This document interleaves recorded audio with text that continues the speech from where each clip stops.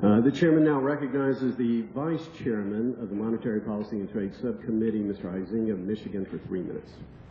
Thank you, Mr. Chairman and Ranking Member Waters. We appreciate you holding this hearing today to discuss the semi-annual report on the state of the economy and our fiscal welfare. Additionally, Chairman Bernanke, I do want to thank you for your distinguished service to our country, certainly as the chairman of the Board of Governors over the last 7 years. No one questions your desire to help our country through some of its most difficult times that we've seen in recent history.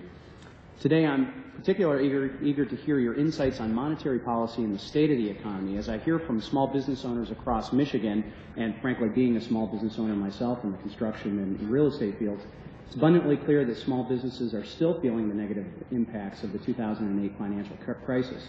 The economy has been painfully slow to recover, in fact, the weakest of any recent recoveries, and in turn, job creation has lagged. Too many Americans remain out of work, while others have simply stopped looking for work altogether. These are the forgotten casualties that are oftentimes buried in government statistics. Well, I'm here to be their voice, and not to be a voice of Wall Street, but to be a voice for Main Street. Additionally, Washington's addiction to spending remains evident, as we can see up here.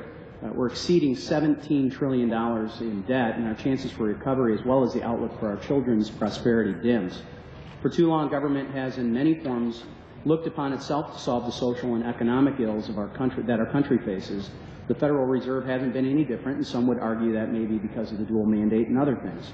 The Federal Reserve has chosen to implement government-based solutions instead of employing a market-based approach, I would argue, whether it is artificially lowering and sustaining a near-zero interest rate, QE2, Operation Twist, QE3, QE Infinity, that some have quipped about. The government knows best approach has only prolonged high levels of unemployment, perpetuated a lack of consumer confidence that has, outside of Wall Street, created an economic environment where investment and growth remain stifled.